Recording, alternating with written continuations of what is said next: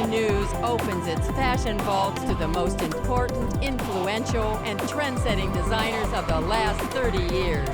Designer Marathon brings you a unique chronicle of the milestone moments, the landmark collections, the exhibitions, the favorite models, and the creative process behind every designer's career. From the first to the last, from the shocking to the classic, follow the evolution of the world's top designers from rising star to fashion icon. It's all here in the vault, a retro-spectacular timeline, a designer marathon. Few designers elicit the highbrow praise that is bestowed upon designer Hussein Chalayan. Heralded as cerebral, challenging, and innovative, season after season, Chalayan has created collections that defy traditional notions of dress. While his esoteric garments are not always commercial, and he has weathered his share of financial difficulties, Chalayan has held fast to his own ideals of clothing, all while keeping the fashion intelligentsia riveted. Oh, I think Hussein he's truly an intellectual of fashion, but not only does he have beautiful clothes, he thinks of possibilities, extraordinary possibilities for clothes. I think he's actually more of an artist and an architect. He's always been very challenging. Well, I think he's one of fashion's great experimenters. I mean, he doesn't just look at clothes as something to wear. I mean, he really thinks of fashion as an artistic medium. I think Hussein is one of the deepest thinking designers that we have, and he's absolutely a purist and a futurist. It was always quite sort of chilling and very moving and very thought-provoking. Chalayan's body of work reflects his intellectual fascinations. Themes of evolution and of the interaction between body, garment, and environment are consistently explored in his collections. I kind of work in a very evolutionary way, that, you know, one thing for me leads to another. I think that I'm very self-critical, and I always want to progress in some way. I'm somebody that, through the work, I want to discover new things, and I get bored. It's just more and more important to try and go beyond what's out there and challenge yourself and really try and challenge the meaning of clothes.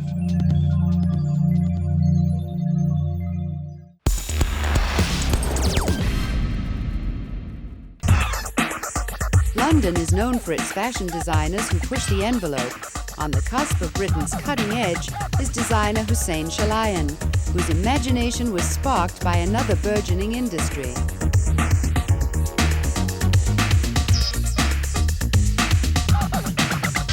It was about how we emulate,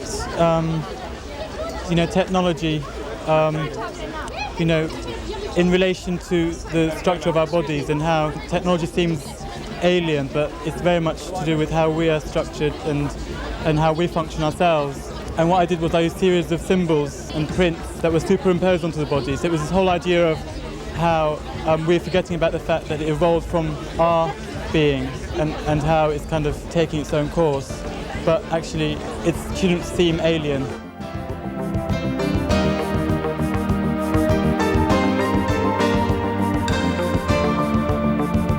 We wanted to give this sensation of speed in the clothes and function, and mix them up with tailoring and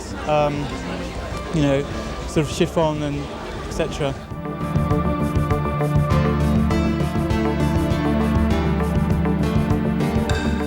Basically, I create my own theories, I think, and respond to things in my own way.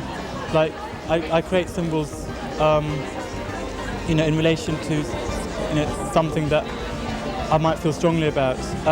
Generally, it's to do with the philosophy of science, I think.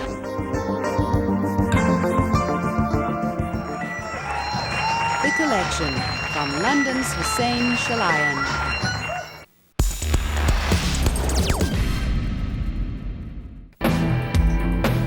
This season, young innovator Hussein Chalayan mixed inspiration from classic horror films with Art Deco motifs. Known for his superior tailoring, Hussein is one of London's strongest rising stars. I think Hussein Chalayan is really a name to watch. He's somebody that takes quite normal fabrics, like a kind of worsted or a gabardine, and he cuts them in a way it makes you reappraise what a jacket is or what a pair of trousers are.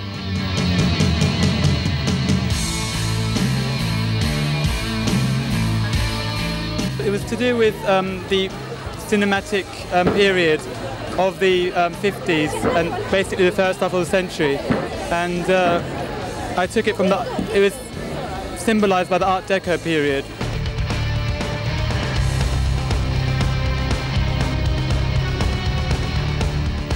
Initially it started off with the links between horror movies and religion, and how I feel that horror movies do use religion but deny it at the same time. And I just wanted to use that whole deceptive period where it was very much to do with fantasy.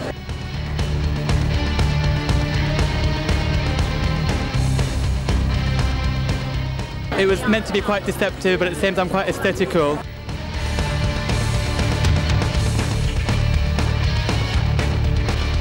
I would actually buy it, and that's like a lot to say because I wouldn't buy a lot, you know? I can walk down a runway with it, but I wouldn't buy it to put in my closet. But I would buy his. The seaming is so unusual and so striking that it makes you look twice, look three times. How has he done that?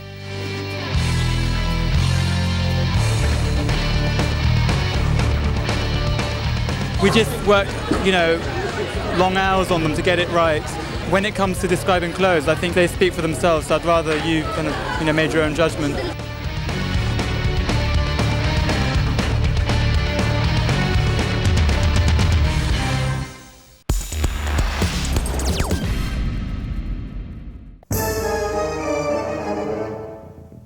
Summing up the somber side of current fashion, London star Hussein Chalayan focused on mummified images for spring, with a breathtaking show that provided the first true fashion moment of the season. This sense of defining your territory for me is quite deathly because this sense of isolation can be deathly and mummy-like, and that's why I sort of went towards that. The familiar cutouts from past seasons took on a newly exaggerated look.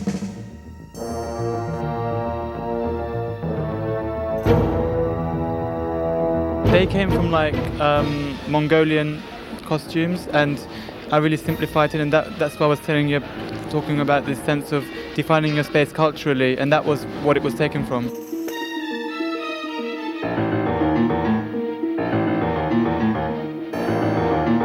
It was this Islamic way of defining your territory, and as much as I'm interested in Islam, I'm interested in Christianity, I'm interested in all religions.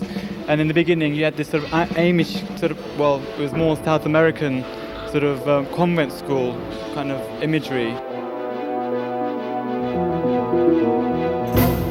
It was a sense of deconstructing the whole process of covering.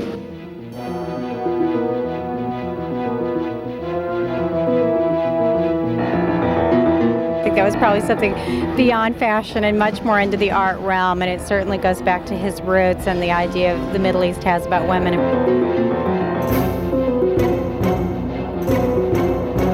What is future? I think I'm interested in timelessness. You can't define it, you don't know what it is because it's so spontaneous.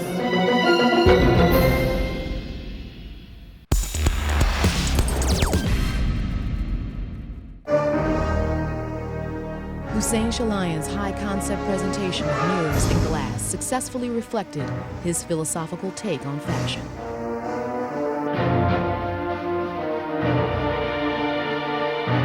This idea of the body being camouflaged in the background, that's why we had the mirrors. And the whole idea was based on this idea of representing a loss of self or a loss of identity through infinity.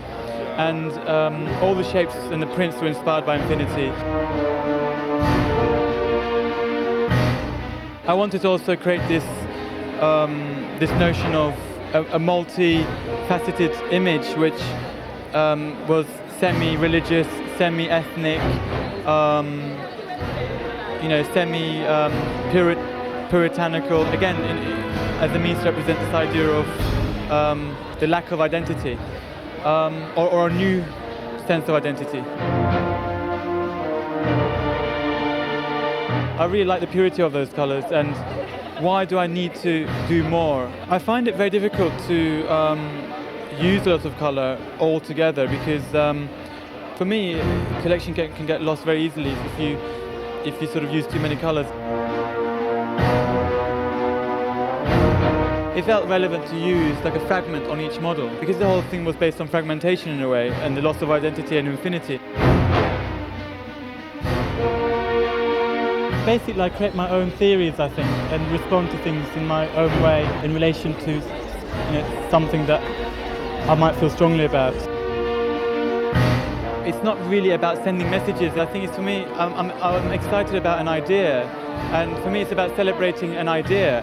And I'm almost sort of wanting to share an idea, really, and or a certain inspiration.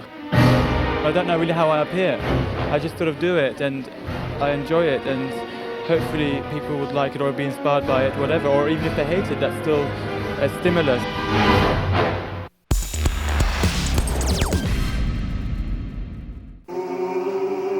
Hussein Chalayan set the stage for spring with a presentation of dramatic simplicity. In his collection, every piece is a step in an evolutionary path. They evolved through the animation process, the morphing process. We took this idea of a route, took costumes from each country to represent that route, and then we animated that to represent this idea of change and evolving. The in-between points in the animation was to represent that, and the garments were taken from the animations, and that's why there was these awkward sort of shifting things going on. Unusual forms make an appearance as Chalayan explores the boundaries of personal space.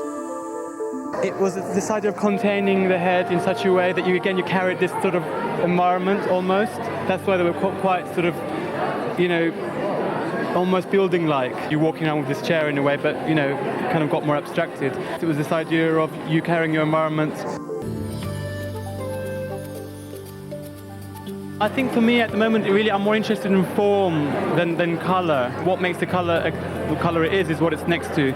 And at the moment, I think this collection wasn't really about colour, it was about shape, really.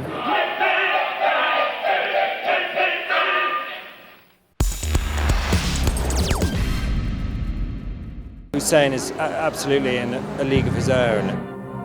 Chalayan's collection this season was entitled Before minus Now, and the interpretation was left to the audience. I'm not going to tell you where it came from, you have to imagine it yourself.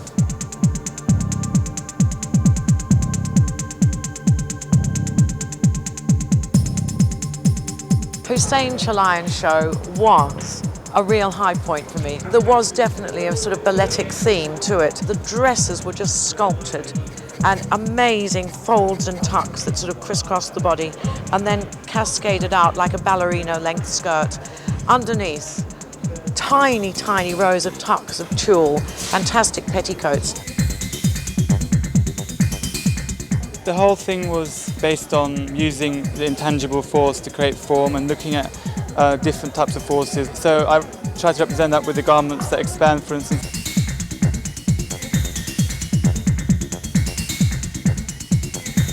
There was one dress that the model stood sideways, and it was just like a kind of futuristic sugar plum fairy. It was a froth of pink tulle. And then there was another model who had the white fiberglass car body dress, and a little boy came on with his remote control and pressed buttons, and the panels opened at the back, like opening a car door, and inside was again this froth of tulle petticoats. It was exquisite. The idea of the technological force, which was the remote control dress. So it was really different ways of interpreting the idea, the same idea. All I can say about the collection is it's focused heartbeat. So the blood is going to your heart all the time in a very positive, focused way. And such beauty. has a very strong vision, and it's been very exciting to see it develop over the past few years, you know, from his first experimental clothes, which were always extremely interesting and had a very unique point of view, to something like this, which is very accomplished and elegantly conceived and executed. I wanted it to be very different to what I've done before because I like to explore new things, and I think it kind of keeps me going.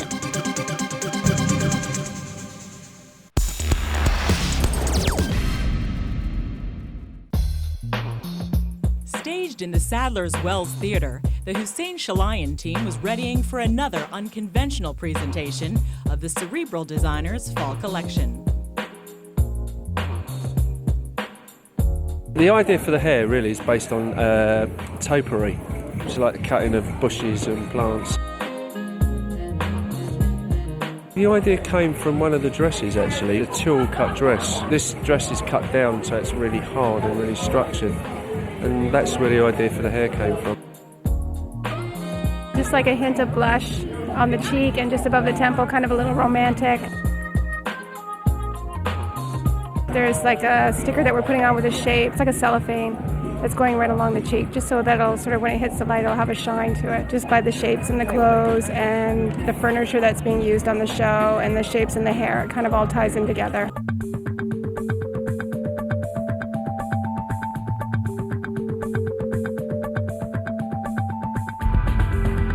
The enigmatic Hussein Chalayan was reluctant to discuss the inspiration for his collection. I'd rather actually you interpret it in your own way. That's not like a trick comment or anything. It's just more interesting for people to interpret visual propositions like that than for me to really explain where it came from. The set design we're going for was to have a sort of very stylized room.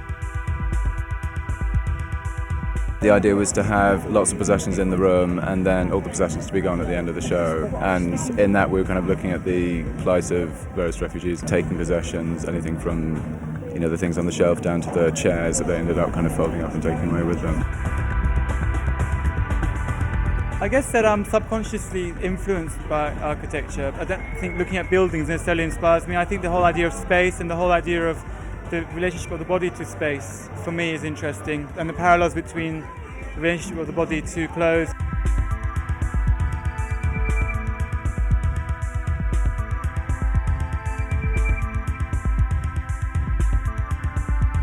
It was supposed to be like somebody's wardrobe, so it was quite inconsistent. There was a lot of black. It's not really a colour, it's just a thing, really. I wanted to actually work with detail on black rather than use colour and detail. And I like the idea of working with different textures in the same colour. I like the idea of different tones of black and using different textures, but, you know, making the definitions without actually using another colour.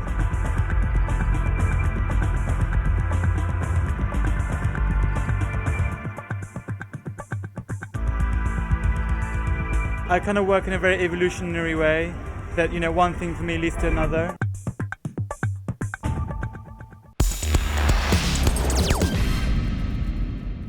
I work with ideas that move me first, and then I, you know, analyze them, and the design process comes, and then I think it's after that that I kind of would want to share it with people. London's spring season was not without news. Native favorite Hussein Chalayan filed for bankruptcy, and his longtime contract as consultant for the Say label was not renewed. To get a better understanding of the Cerebral Designer, we sat down with him recently. I think my work is generally really very much about contrast, sort of fluid and very structured things coexisting. A 1993 graduate of the Central St. Martin's School, Chalayan earned a reputation for his elaborate stage productions, much like his London-born colleague Alexander McQueen. From robots to émigrés fleeing from their homes, Chalayan has made a point of taking his concepts to a higher level. I think that for me, in some respects, if a collection is not going to be challenging, I don't know why I would do it, because there's so many good designers doing so many great things anyway. I think that the shows recently have been very difficult and very, very challenging. And not just the shows, but also the collections and the kind of pieces that we make for the collections. The finale for me is usually to do with like the sort of the essence of the whole idea. They're not things that we sell or want to sell, they're just to sort of indicate the process a bit more of how the clothes evolve. The productions have at times gone beyond our means. This show we just did the other night, it was a very risky show, especially at the end. The clothes could have broken just before they got on. They were very fragile, we didn't know what was going to happen. So it was a big, big risk for us. The collection took true Chalayan form, even showcasing a new look for his denim. I think this season was a new way of doing it for us, in that we were like blocking out sections and something that we've developed over the years. I don't really work with a colour palette as such. What I do is I think about the idea first and think of what suits the idea. It was like mainly khakis, a lot of white, the denim. Then we had sort of flashes of colour, which was like the pea green, and we had the poppy print in blue and in red. You saw like the maths paper and the A4 paper, which you'd normally work on. It was sort of supposed to represent like drawings and scribbles. And then you saw garments with the poppy print, which was to represent this idea of the person being in a space. And I like the idea of the poppies because they're flowers that grow on battlefields. They're supposed to be sort of nourished by blood, apparently. So I think it was a combination of all these things, and at the end you had the glass dresses, which were to represent the ghost of the real dresses. I wasn't really planning to create my own business. Now I sort of find myself 7 years later in a situation which I would have never imagined.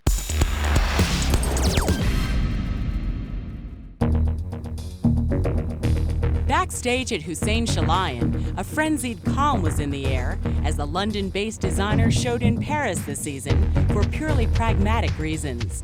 His clothes made a more poetic journey. It was very much all about balancing and looking at something for hours and going back to it. But really, in terms of the story, it was much more of an idea that then became an instinctive sort of journey. The whole idea was based on superstitions and cursing, but then it became much more abstract. We wanted something also that you could see, but then you couldn't see, and you didn't want much makeup, and it's just all on skin. And we're just playing with different foundation. We had photographs, and we put it through the computer so we could pick up highlights in the skin.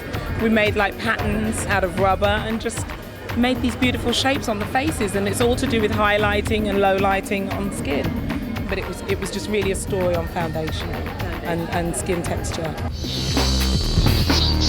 Chalayan proposed an intricate minimalism of sorts, one that a journalist later described as polished disarray.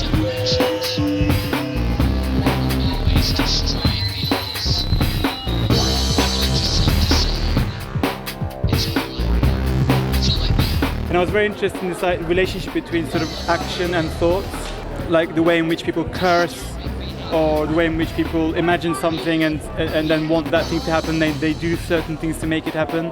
They either bury something or they cut something up, or cut a dress of a doll up or whatever.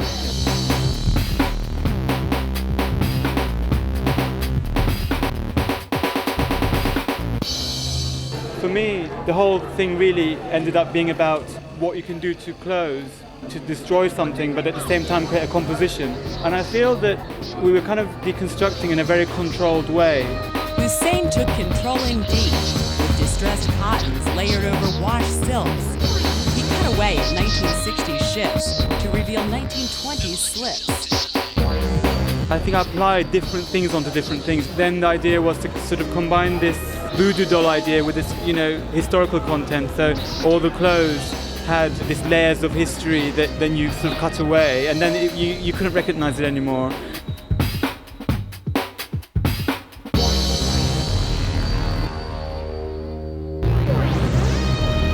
I think that each one was supposed to represent a different idea, but they all had a link, in terms of like a garment onto another garment, then cut away in a certain way, in a certain composition.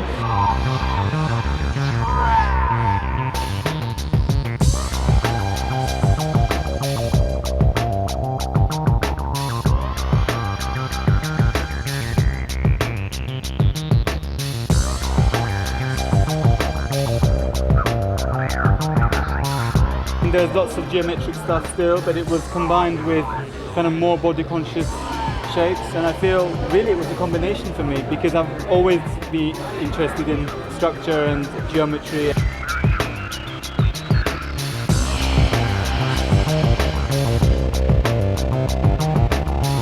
I think that, the idea was to do things that have some kind of a life of their own, and it was definitely a challenging project, in terms of it was a new thing for me.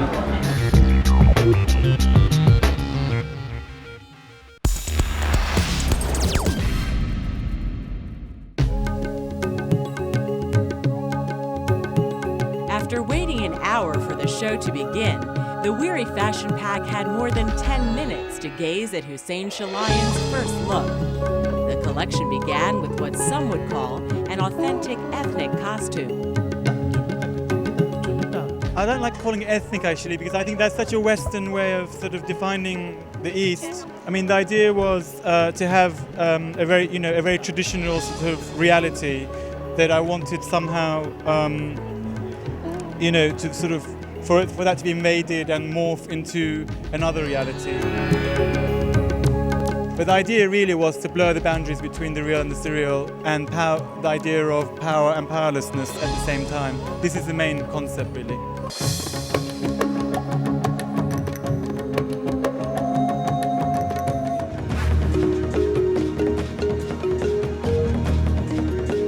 Usually the ideas are a process. I start with one idea and then it kind of evolves, and I create that process so I can actually, design. And then my design team takes things further or whatever, and then I, carry on, we do the fittings, we evolve again. Despite the artistic aspect of his presentation, Chalayan showed designs that will surely be appreciated for their collectability and wearability. I don't like the word commercial. I think a lot of the clothes are really wearable. I think that the word commercial is just the word that the market has created. I think that the way I see it is that everything is wearable except the showpieces,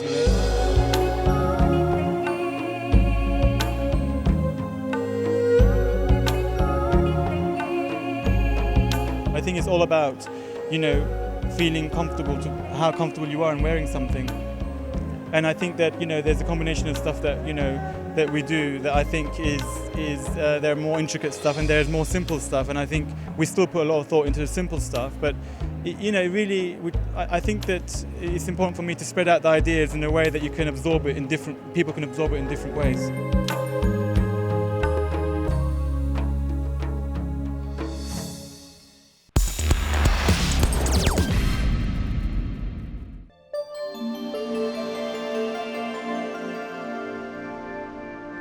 Chalayan's staging was far more conventional than his hyper-intellectual productions of the past, allowing the audience to focus on the intricate details of his clothes.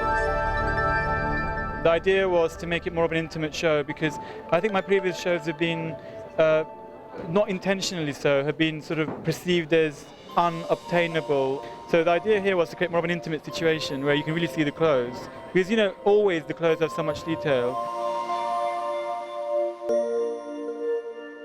I am, very inspired by my background. The whole idea is based on looking at Turkish Cyprus, which is where I'm from originally. I wanted to look at how the island was formed.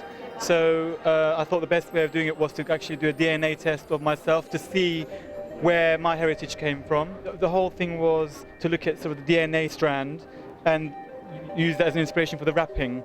Kind of combine that then with the idea of migrating. So that's why there was like this sort of slight rucksack element. And then basket print, and that was the idea of the basket that you would carry to migrate.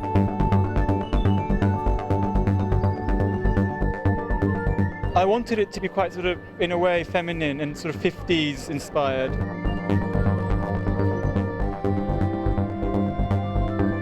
That's absolutely spectacular collection. Hussein, you never judge in terms of trends or the season, because he's really an artist and he does his own thing, and we respect him for that. But it's so wonderful, it's incredible when his ideas match up with that of the season as well, and all that prettiness and all of that slightly 50s or old-fashioned sort of ideas of womanhood are somehow in his clothes too.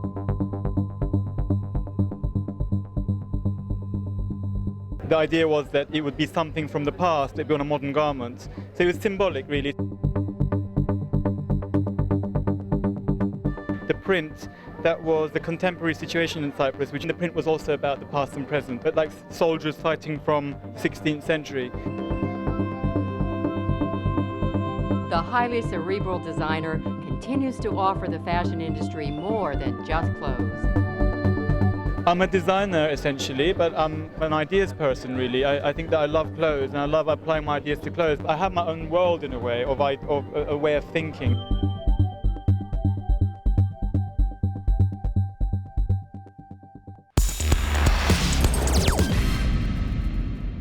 You know, Hussein's all about concept.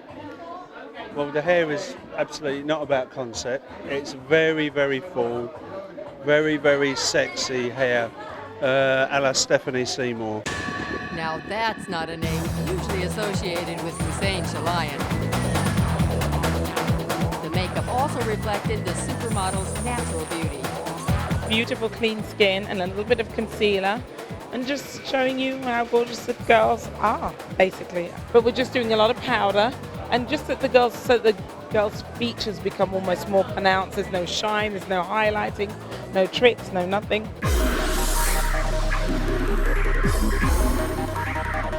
Really what I wanted to do was create a design process that really sort of was about the relationship between sound and form. So I wanted to actually, somehow create hybrid forms via the use of sound. So what I did was I commissioned a software where I took DNAs from 5 people, and I then the software was programmed as such where the DNA sequence went through the London sound frequencies and then through classic clothes to see how each person's DNA would deform the clothes, depending on their DNA sequence. Personally, I think it's quite a long way from DNA to flannel and lace, but who am I to argue? I think that once you stripped away the trixier things like the carpet jacket, which actually once was twice as big but was shaved, thankfully, because I think it must have weighed a ton. Once you took that away, there was some extremely beautiful shapes, and I think that whole beautiful womanly curviness in terms of the coats, the flannel suits, the tweedy jackets was absolutely right on target. The fringing with the beading, lovely. I felt, that kind of was a bit of ethnic, perhaps that came from one of the DNA of the people he used. The ostrich feathers could have come from somewhere else, but certainly once you saw the clothes, you began to realize a little bit about the complex way his mind works. But no matter how he starts, I think he always ends up with some very wearable and very interesting pieces. A new retrospective on his work in the Netherlands allowed the British-born designer to reflect on his 10-year career. We've done a hell of a lot of work that I feel in some ways has inspired a lot of people. That's what I feel. It may sound whatever, but I feel we've done a good body of work that I think people have looked at, quite a bit. I think that I have at times been very courageous in a way that I wanted to challenge myself and see if I could do it. And yes, I do look back and think, God, I don't know how the hell I did that. But I think, you go through each moment and you don't really think, I live with the moment, and I think I have to do that.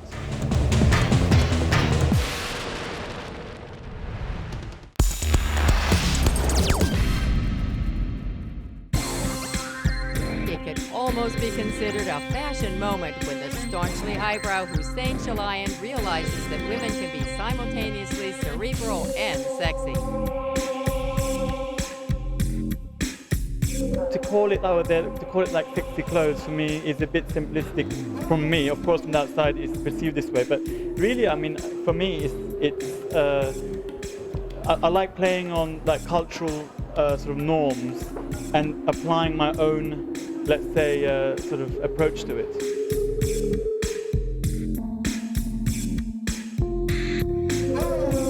I'm just really interested in sort of evening wear right now, and I'm really interested in exploring another thing that I haven't explored before in a way, but with my own language.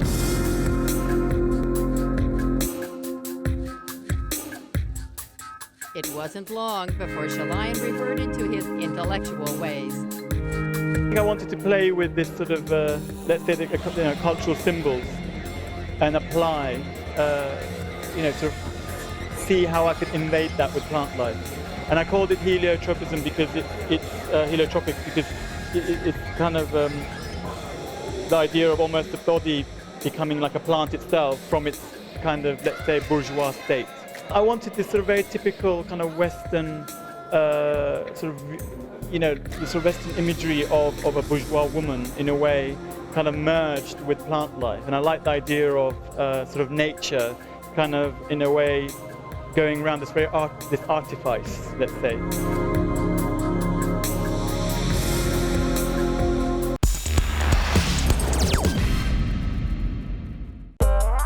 With an eye on the future, this season Hussein Chalayan turned to a multi-talented team to create some of the most mind-boggling mechanical dresses seen on a fashion runway. From the precise dress rehearsal to the high-tech tweaking going on backstage, this deep-thinking designer wasn't about to offer up banal summer trends. The symbolic ticking clock, along with Chalayan's partnering with Swarovski crystal, were signs that the designer's future shined bright.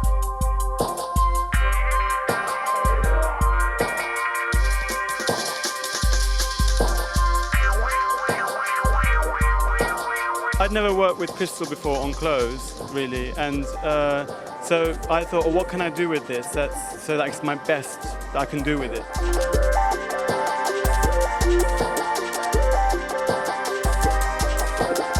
I looked at how the sort of reflection from the crystals could affect form.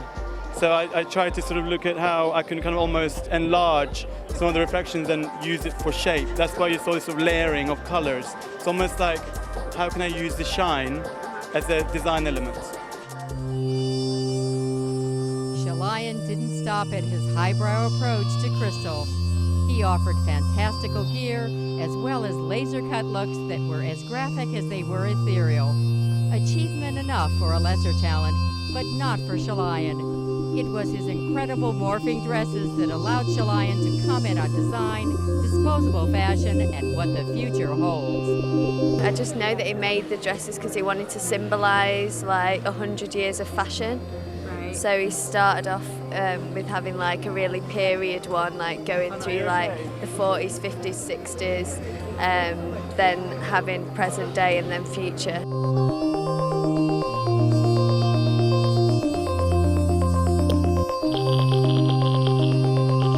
There's all mechanics like under the dress, and when I walk on the runway, it's just like that. But when I stop in the middle, the dress goes up, like a little bit like a miniskirt, a little sexy, and then this close, and my sleeves are like a little bit up.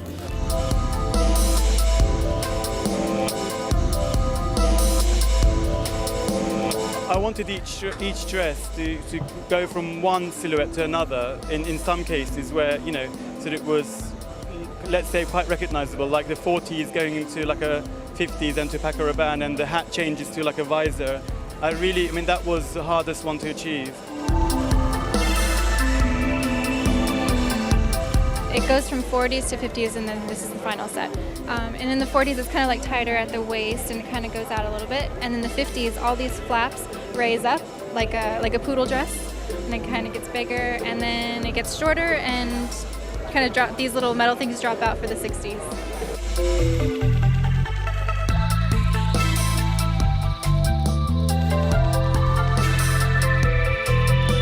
And there were all references to sort of, let's say, silhouettes I felt were representative, but I didn't want to take certain ones so literally. So it was a mixture of kind of, I'd say it was more inspired by the silhouettes rather than kind of textbook representation. Some of the others I wanted them to be more abstract because I thought they were kind of about this moment, like the white dress at the end. It's about kind of in a way, how people are designing. It was how I'm designing, and I think that what I do is very much, ultimately I'm a modernist, let's say. So I felt that was something that represented this era and of my, let's say, of my, for my reality.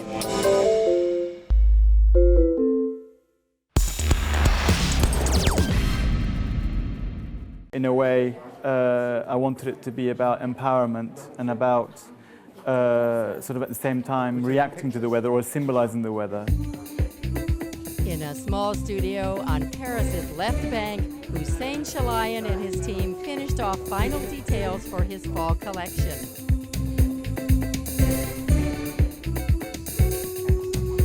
Well, the whole thing is about climates and the idea of how the body is connected to the climates.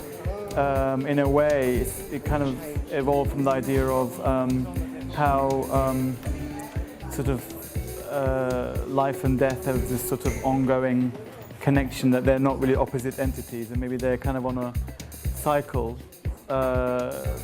like the weather in a way. And I was trying to kind of connect that with the body and sort of change within the body.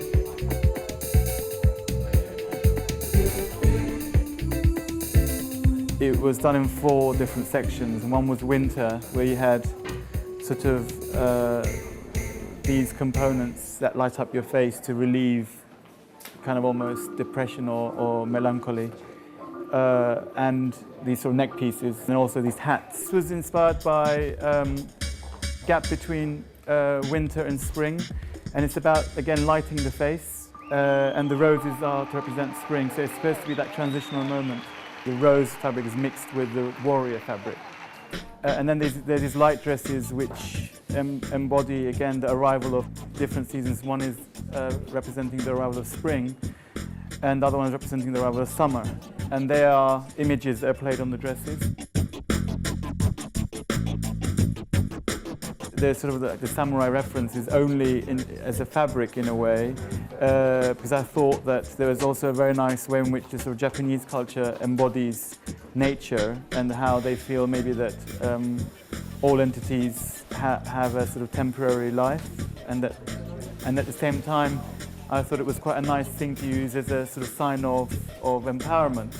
So I mixed that with this idea of the seasons. It's a mixture of sort of reacting to the weather and about empowerment against the weather and about sort of cycles.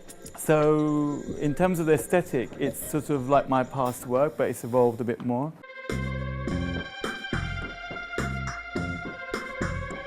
The references to samurai suggest resistance, but also death. So the whole thing felt to me like, in a way, sort of this synthesis of life. So it's about sort of embracing of the environment and the sort of body's connection to climates, but also about empowerment. It's a mixture of these feelings. The only thing that's grounding about these clothes for me actually are the tights and the shoes and the hair. They're kind of about artifice, and they are so opposite to the clothes. And that's the grounding aspect, which I think in a way my work embodies that. It's about sort of that gap between fantasy and reality. The styling and the clothes for the show were a cross between S&M and Hussein's concept. And the idea behind it was we were trying to make concept sexy and almost get hair not looking like hair, get it looking like plastic or rubber.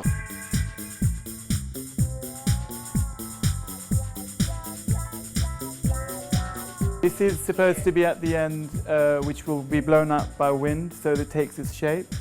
And when it takes its shape, I'm hoping it will work. If it doesn't work, it will just be this dress. It will take its shape and it will kind of blow up like this, and the front becomes like a box. And there's 3 of these dresses that do that, and it's about autumn, and it's about autumn winds. So the collection starts with winter, then goes into spring, summer, autumn, but summer is very short-lived. So really, it's become much more abstract from the beginning. But the initial idea was this, and it evolved, and that's how it always is with me.